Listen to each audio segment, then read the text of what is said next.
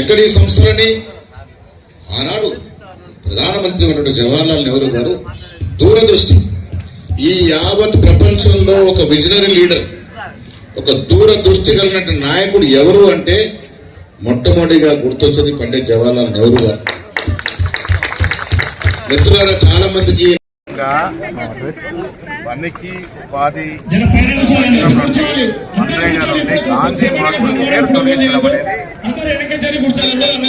హీనమైన చర్యగా మేము భావిస్తూ రంగారెడ్డి జిల్లా అజీనగర్ లో సత్యాగ్రహం చేయడం జరిగింది.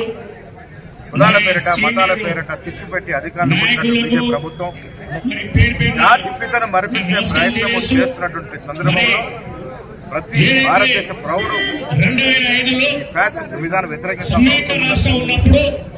గాంధీ, మహాత్ముని, జవహర్లాల్ నెహ్రూని ఈ దేశ ప్రజల గుండెల నుంచి ఎవరు కూడా తొలగించలేరు. చిరస్థాయిగా మన గుండెలో నాయకులను మరిపించే ప్రయత్నం బీజేపీ పార్టీ చేస్తా ఉంది. చరిత్రను తిరగరాసే ప్రయత్నం చేస్తా ఉన్నారు. రాజ్యాంగాన్ని సభ్యులంగా మార్చుకునే ప్రయత్నం చేస్తా ఉన్నారు. ఇవన్నిటి కూడా ఎండగడతాము. ప్రతి పౌరుడిని వ్యతిరేకించాల్సిన అవసరం ఉన్నది. ఈ రాష్ట్రంలో రేవంత్ రెడ్డి గారి నేతృత్వం జరుగుతున్నటువంటి సంక్షేమ అభివృద్ధి ఓర్వలేక ఈ రాష్ట్రానికి రావాల్సిన బాధ్యత కూడా కిషన్ రెడ్డి గారు అడ్డుపడతా ఉన్నారు.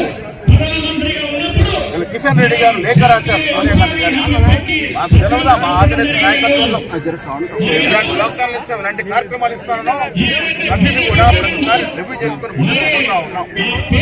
పోయిన ప్రభుత్వాల ఏ వాగ్దానం కూడా జారవలసిన పరిస్థితుల్లో రేవంత్ రెడ్డికి ప్లీజ్ అధ్యక్షుడు మేము ఇచ్చినటువంటి వాగ్దానం ప్రతిదీ కూడా ఇంకా 3 నెలల సమయం అన్ని పూరిస్తాము.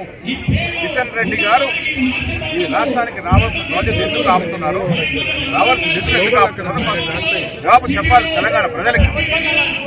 వారు చేయాల్సి లేక ఇక్కడ నడుస్తున్నటువంటి సజావుగా నడుస్తున్న ప్రభుత్వం మీద